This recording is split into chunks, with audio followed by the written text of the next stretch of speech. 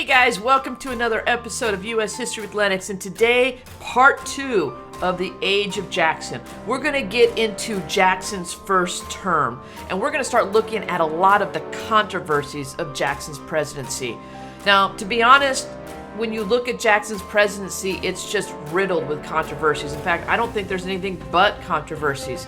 But to understand the controversies, you might need to understand who Jackson was as a man. I mean, you probably know him as the hero of the Battle of New Orleans, but Jackson had this personality that you either loved or you hated. I mean, we can go all the way back to 1806 when he was involved in a duel. Now, this was before the War of 1812, before hero status, all this other stuff. Jackson was home in Tennessee where he and another horse breeder were racing their horses, and that other breeder, Dickinson, is going to accuse Jackson of cheating in the horse race. You never accuse somebody of cheating, but Dickinson takes it a step further. He also insults Jackson's wife in the ensuing argument. I mentioned before in a previous video that Jackson's wife, Rachel, had been accused of bigamy because when she and Jackson married, unbeknownst to her, her husband had never actually filed the paperwork for their divorce. So she thought she was legal in getting married, but in truth, she wasn't. It's kind of like a whole Ross-Rachel thing from Friends, and if you don't know what I'm talking about after this video, you might want to go watch Friends. But anyway, let's get back to it. So he insults Jackson's wife. He accuses him of cheating in the horse race. So what does Jackson do? Well, what any guy would do. He challenges him to a duel, and he actually kills him. This wasn't one of those duels where we're just going to shoot in the air and call it good. No, Jackson didn't play that game. If he's going to duel, he's going to duel to win, and that's what he did in this one. And that was just one of a number of duels that Jackson was involved in. Another great story I like to share about Jackson is the assassination attempt while he was president. In Washington, D.C., I'm not sure if you're aware of it, but it has very high humidity. And so as Jackson is walking down the street, his would-be killer approaches him. Now, knowing that the humidity is bad in D.C., you also run the risk of your powder in your gun becoming moist and then misfiring. Well, this would-be killer is going to be prepared for that. He brings 2 guns to the assassination. Great plan. When he approaches Jackson, he pulls out the first gun, and what he feared to happen happened. Misfire, click. The powder had gotten damp, and so the gun didn't work. Thankfully, though, he prepared, and he brought a second gun, pulled out the second one, aimed it at Jackson, click. The exact same thing. Well, now what does he do? He just tried to kill the President of the United States very unsuccessfully. Before anybody knew what was going on, Jackson took his cane and just started beating this guy senselessly until he could be, pulled off and the guy was arrested. But that's who Jackson was. He stood there as a guy aimed a gun at him and tried to kill him. And when it didn't work, he just started to beat the crap out of him. That's why people love Jackson. But then you start to look at his controversies and some of the ways he ran the country, and that's why you see why people hated Jackson. The first thing you're going to notice in his presidency is what's known as the spoils system. And the spoils system is based on Jackson winning the presidency. He basically said, hey, to the victor belongs the spoils. I won the race. I should get all the benefits of being president, not just the name alone. And so this starts the pattern of political patronage. This system where elected officials give jobs to their supporters from their campaign. You help me get elected, I'm going to give you a cushy job in government. Thomas Nast tried to capture what was going on with the spoils system in his cartoon there on the right. Basically, it says, in memoriam, our civil service as it was. Civil service refers to government employment. And he basically shows Andrew Jackson, and the pig is sitting on papers that say things like fraud and bribery and spoils. And if you look closely, what the pig is eating is plunder. All of that, Thomas Nast is trying to say, is a result of the spoils system. You're bringing all these people into government who are susceptible to fraud and bribes and stuff like that. And that was all because of Jackson wanting to basically take in everything that he won. To the victor goes the spoils. So that's one reason why people didn't like Jackson. During Jackson's presidency, we're going to see the creation of our second two-party system. Now, the first two-party system was from 1790 to 1816, and that was between the Federalists and the Democratic Republicans. If you remember correctly, the Federalists were led by Alexander Hamilton, and the Republicans led by Thomas Jefferson. Following the War of 1812, we go into a time period where we just have one party, the Republicans. That's the era of good feelings. But it's during Jackson's first term that we see a split in those Republicans, and the second two-party system is formed. And the second two-party system is made up of the National Republicans and the Democratic Republicans, also known as Whigs and Democrats. Now let's take a minute and let's look at the difference between these two parties, which you always should do. You see, political parties change their name throughout history, but a lot of times their platforms, their ideologies stay the same. So in this chart, we're going to compare the Whigs and the Democrats. Now, the leader of the Whigs is Henry Clay. And as you know, the Democrats are led by Andrew Jackson. With regard to the question of federalism, the division of power between a national and a state government, the Whigs believe in a strong national government, whereas the Democrats hold on to states' rights. The states should have more power. This whole idea of the common man and his role in government took off during the 1820s. That's when we saw a lot of property requirements being pulled away from voting and stuff like that. And if you remember correctly, we went from the election of 1824, where we had about 350,000 people vote, to the election of 1828, where we had 1.1 million people vote. So when looking at that, the Whigs held on to more of an elitist viewpoint, the idea that there should be more restrictions on voting, whereas the Democrats had a more democratic view. The more people voting, the better. As long as they're white and as long as they're men. Just keep that in mind.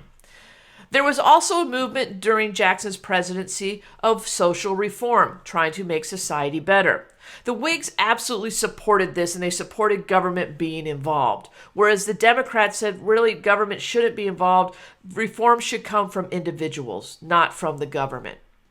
With regards to interpreting the Constitution, the Whigs, a loose interpretation, the Democrats, a strict interpretation. That really didn't change from the Federalists and the Democratic Republicans. And with regards to the economy, how should the government be involved in the economy? Well, the Whigs believed that government should be involved.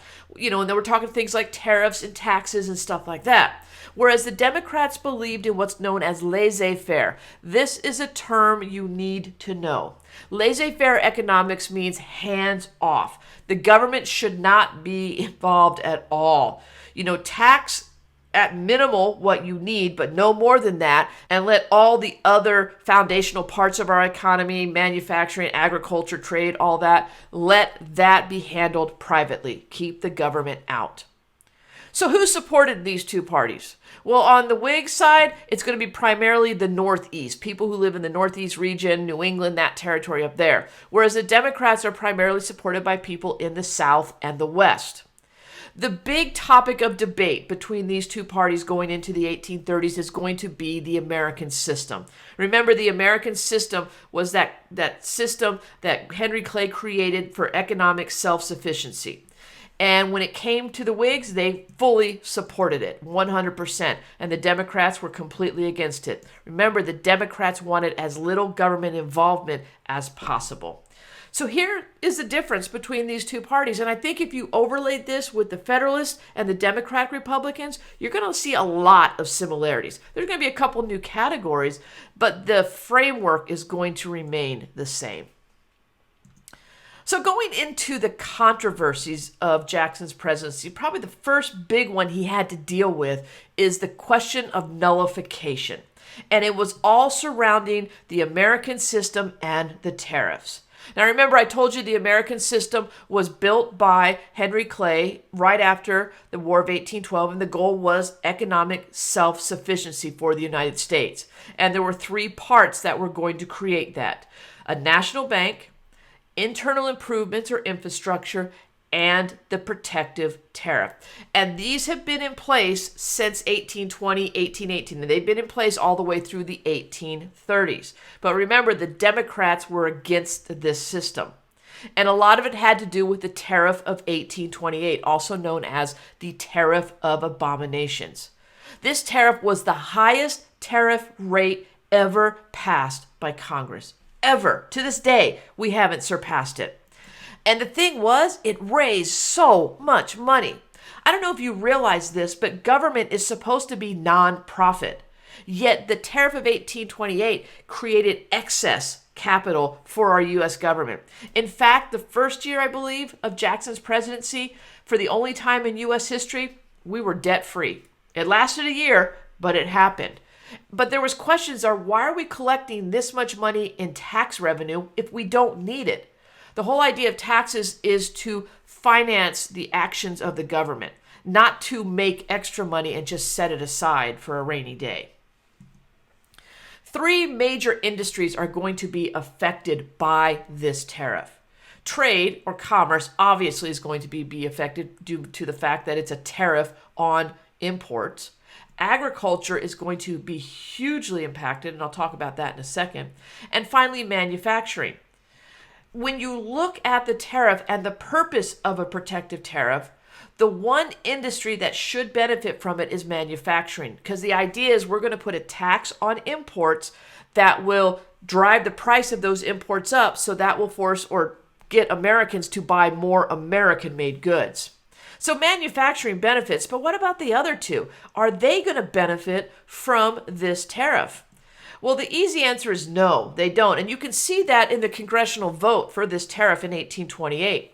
The New England region voted primarily against it. It was closer to a split vote, but there was more who voted against it than voted for. And that's because New England was reliant on trade, on commerce. That was their primary industry. And so they have to deal with the implications of this tax. Not only do they have to collect it, but trade goods that we're sending to other countries are being taxed as well, kind of in retribution of what we're doing to those goods coming into our country. The Mid-Atlantic and the Western states were more in favor of this tariff, and this is why.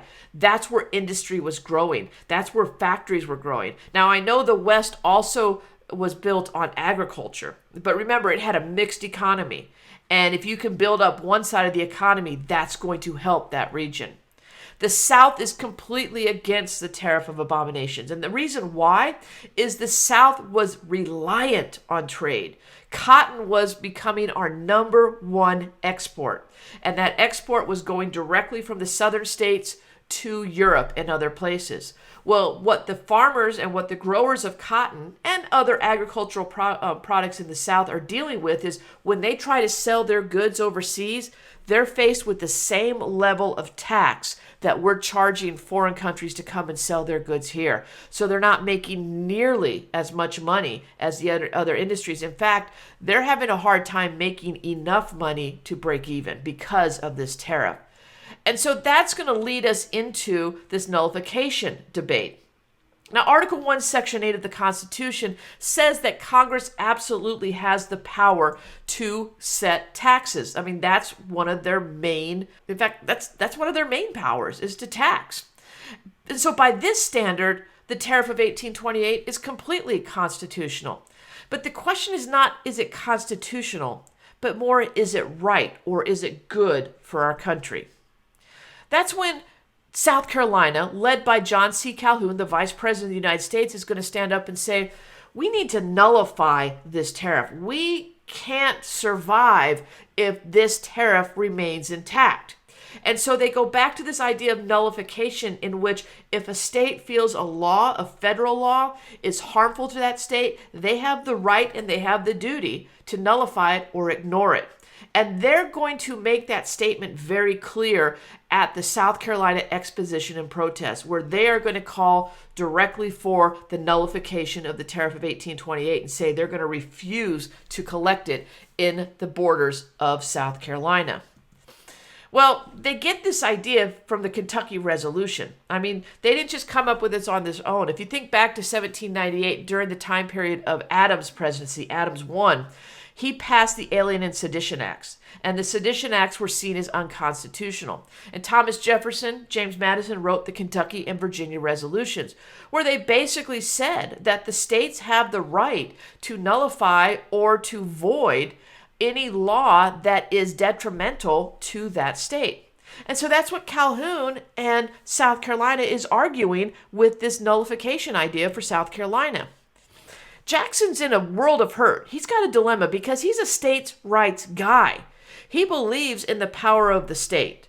He believes in a small national government. And so he is being asked to choose a side on this one because the other side of it is he's president of the United States.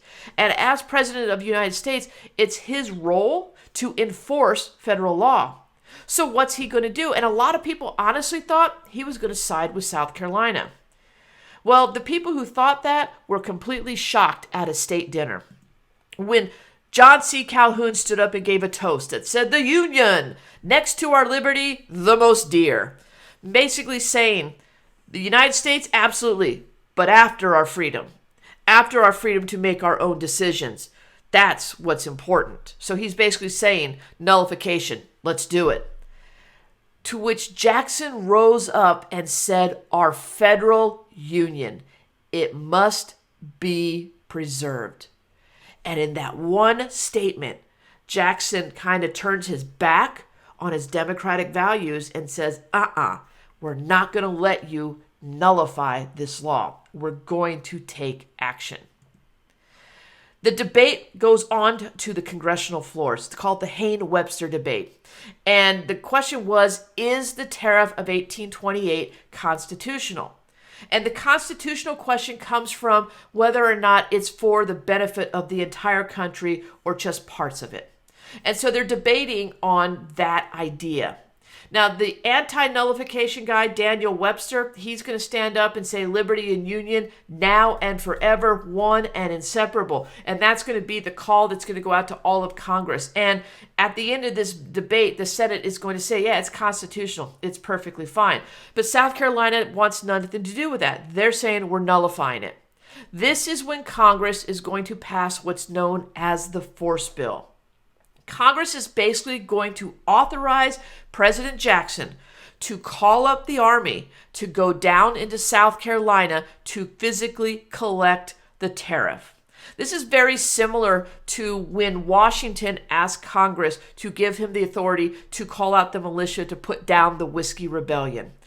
Congress and Jackson are seeing this action in South Carolina as a rebellion against the United States, and thereby they needed to use the military to put it down. In response to that, South Carolina is going to call out their own militia. We are teetering right now on a civil war. There is the threat that there's the possibility that if South Carolina is forced to collect this tariff, they may secede from the Union. Well, fortunately, the great compromiser, Henry Clay, is still in Congress. And he is going to introduce a compromise with regards to the tariff of 1828. And it's going to blow your mind what this compromise was. He basically said, why don't we just lower the rates? Think about that for a minute. They've been debating this tariff since 1828 because it was so high. And finally, someone said, let's just lower it.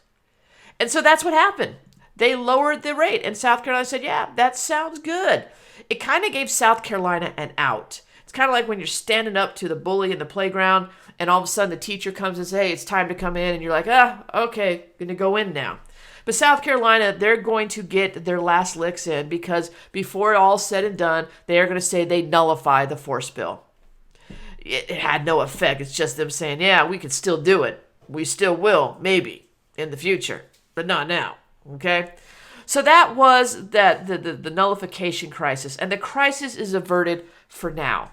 But this is something that's going to rear its head again and again. But for right now, during Jackson's administration, the crisis has been averted. Our next crisis is going to be the Indian removal, which is a big one, so we'll save that for our next video. If you have any questions or there's something you missed, feel free to go back and watch this from the beginning. But thanks for watching today, and we'll see you on the next one. Bye-bye.